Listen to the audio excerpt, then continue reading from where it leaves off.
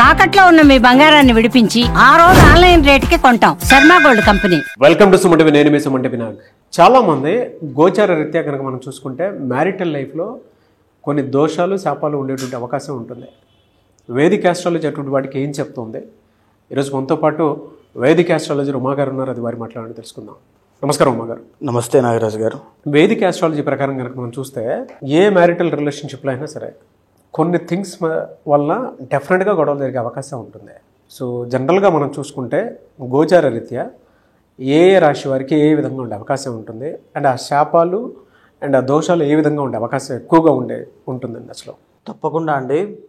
ఏదైతే మనం మాట్లాడుకునేటువంటి వైవాహిక జీవిత సమస్యల్లో కనుక ఎందుకు అకారణంగా తగాదాలు కానీ గొడవలు కానీ విభేదాలు అంటే మ్యారీడ్ లైఫ్ మీద చాలామందికి చాలా రకాలుగా హోప్స్ ఉంటాయండి. నా భర్త ఎలా ఉండాలి, నా భార్య ఎలా ఉండాలి, నేను పెళ్ళైన తర్వాత ఇలా బ్రతకాలని చాలా ఆశలు ఉంటాయి.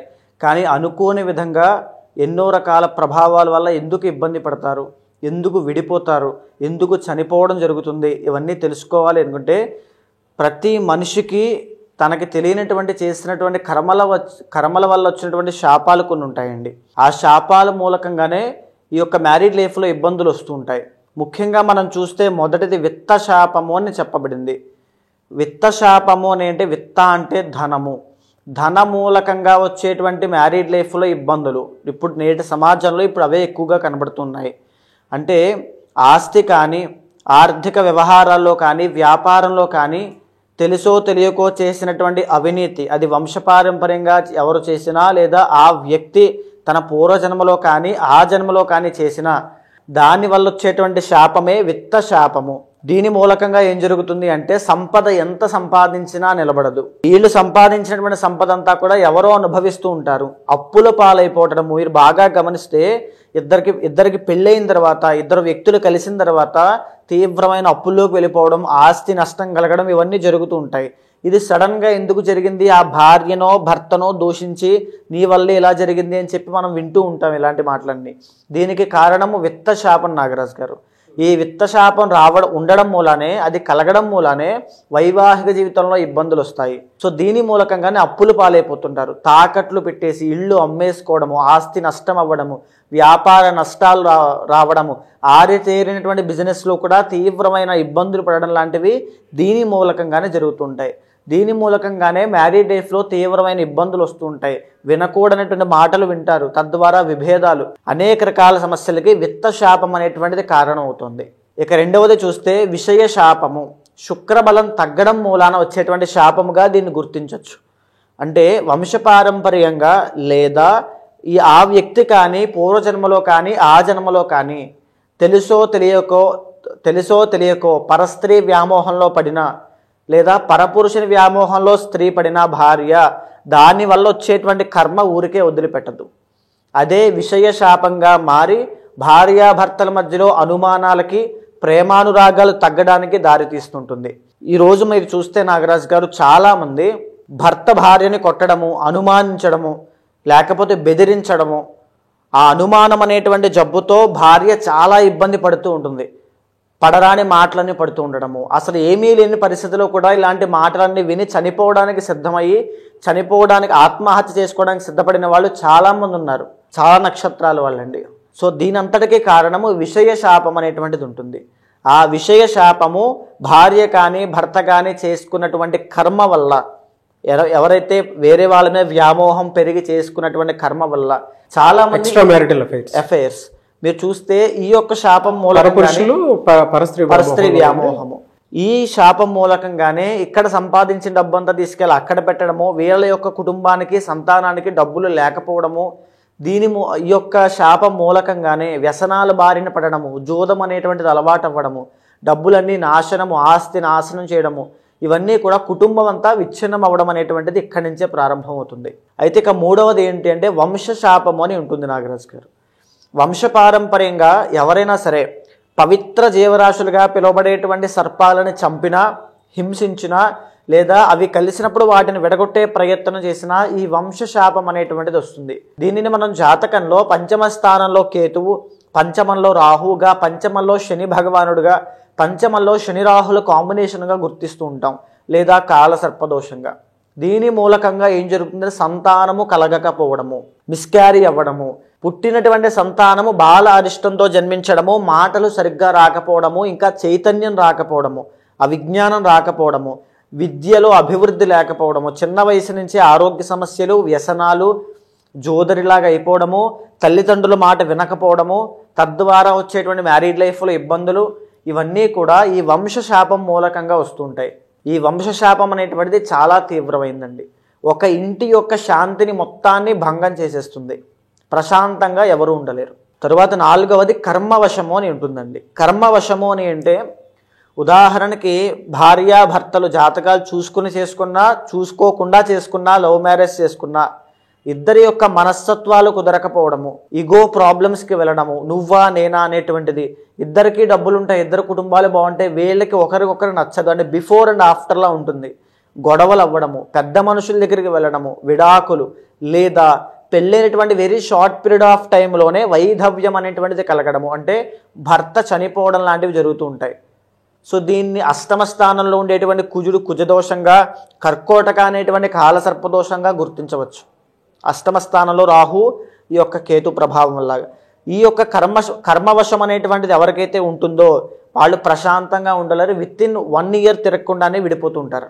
ఇది కర్మవశం. పూర్వజన్మలో చేసుకున్నటువంటి కర్మ, తరతరాలుగా వచ్చినటువంటి కర్మ, ఎక్కువగా సంతానాన్ని పొందడము, ఇవన్నీ కూడా శాపాన్ని గుర్తించేటువంటి విధానంగా మనం చెప్పచ్చు. అయితే ఈ యొక్క కర్మశాపాన్ని ఇంకా మనం గుర్తించాలి అంటే భార్యాభర్తలు దూరం అవ్వడం అండి. ఐదర్ భార్యకి యాక్సిడెంటే దూరమైనా, తీవ్రమైనటువంటి ఆరోగ్య సమస్య చిన్న వయసులో పెళ్ళైన తరువాత వచ్చి దూరమైనా, భర్తకి ఆరోగ్య సమస్య వచ్చి దూరమైనా, యాక్సిడెంట్స్ ప్రమాదంలో గురై దూరమైనా, ఎలాగైనా సరే వాళ్ళిద్దరూ కలిసి ఉండడం అనేటువంటిది జరగదు.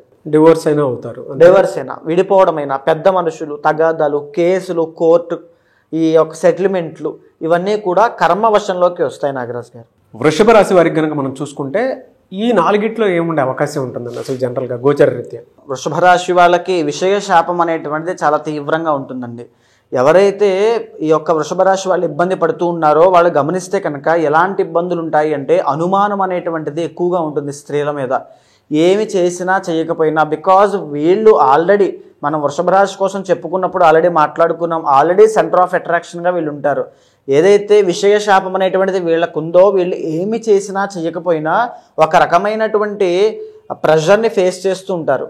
ఏదో చేశారని, ఎవరితో మాట్లాడారని, అంటే అది శుక్రబలం లేకపోవడం వల్ల, ఇతర భార్యకైనా భర్తకైనా లేకపోవడం వల్ల వచ్చినటువంటి సమస్యలు ఇవన్నీ కూడా విషయ శాపం ద్వారా వచ్చినటువంటివి. ఈ విషయ శాపం మూలకంగానే చాలామంది వృషభ రాశి వాళ్ళు విడిపోవడం అనేటువంటి జరుగుతుందండి అనుమానంతో. లేకపోతే ఈ యొక్క విషయ శాపం వల్ల ఇబ్బంది పడుతున్న వాళ్ళు పరస్త్రీ వ్యామోహం కానీ పరపురుష వ్యామోహం ద్వారా ఇబ్బంది పడుతూ ఈ యొక్క వైవాహిక జీవితంలో సరిగ్గా ఉండక ఉన్నటువంటి పార్ట్నర్ని, స్పౌస్ని ఇబ్బంది పెడుతూ తీవ్రంగా హింస పెడుతూ ఉన్నప్పుడు వాళ్ళిద్దరూ విడిపోయినటువంటి పరిస్థితుల్లో ఎన్నో రకాల జాతకాలు నా దగ్గరికి వచ్చాయండి. ఈ విషయ శాపము ఉండగా వాళ్ళు సరిగ్గా ఉండడము, కలిసి ఉండడం అనేటువంటిది జరగదు. అది వెంటాడుతూ వచ్చేటువంటి కర్మ. ఆ కర్మని తొలగించుకునేటువంటి మార్గము పర్సనల్ చార్ట్ ద్వారా ఏదైతే 7th లార్డ్ ఉన్నారో, ఏదైతే సప్తమాధిపతి, ద్వితీయాధిపతి, లాభాధిపతి, వీళ్ళ యొక్క కలయికలు ఏ రకమైనటువంటి శాపం ద్వారా వీళ్ళు ఇబ్బంది పడుతున్నారు, ఏ రకమైనటువంటి దోషం వీళ్ళ ఇబ్బంది పెడుతుందో తెలుసుకుని తగినటువంటి శాంతి పూజలు వెంటనే ఆచరిస్తే వీళ్ళకి వెంటనే విముక్తి అనేటువంటిది కలుగుతుంది. అండ్ రెండవది ఏమిటి అంటే కర్మవశం అండి.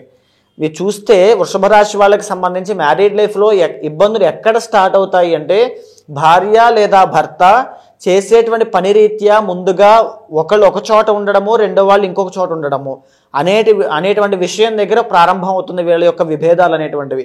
తరువాత స్లోగా ఆర్థిక విషయాలతోనూ, మాట పట్టింపుల విషయాలతోనూ, మనస్పర్ధల విషయాలతోనూ పొడిగించబడి వీళ్ళిద్దరి మధ్యలోనూ విభేదాలు వస్తాయి. స్లోగా మళ్ళీ అనుమానం అనేటువంటిది పుడుతుంది. అక్కడ వీళ్ళిద్దరు సంతానం కలిగిన తర్వాత కూడా విడిపోయే అవకాశాలు ఉంటాయండి. సో అంటే నేను ఇలా చెప్తున్నానని కాదు, జాతకం ఈ యొక్క శాపము ద్వారా డిఫాల్ట్గా జ్యోతిష్ శాస్త్రంలో చెప్పబడింది. ఖచ్చితంగా వృషభ రాశి వాళ్ళు ఏ స్థానం వల్ల ఇలా జరిగే అవకాశం ఉంటుందండి? ద్వితీయ సప్తమ లాభస్థానములు వివాహానికి చూడవలసిన ప్రముఖమైనటువంటి స్థానములండి. ద్వితీయ స్థానంలో లేకపోతే దోషం పడితే కనుక తల్లిదండ్రుల వల్ల, మీరు బాగా గమనిస్తే అత్తగారి యొక్క వేధింపుల్ని తట్టుకోలేకపోతున్నానని నేను బాధపడే వాళ్ళు చాలామంది ఉంటారు. అది ద్వితీయ స్థానం ద్వారా మనకు తెలుస్తూ ఉంటుంది. తరువాత అష్టమ స్థానం ద్వారా కూడా తెలుస్తుంది. సప్తమాధిపతి వల్ల భర్తకి ఏమైనా అఫైర్స్ ఉంటాయా, వ్యసనాలు ఉంటాయా, లేకపోతే జోదం ఉంటుందా, సంపాదిస్తాడా, బాగా చూసుకుంటాడా అనేటువంటి విషయము ఎక్కడ ఈ శాపం అనేటువంటిది ఎక్కడ దోషం ఉంది అనేటువంటిది సప్తమాధిపతి వల్ల భర్త విషయంలో దోషం ఉందా లేదా తెలుస్తుంది.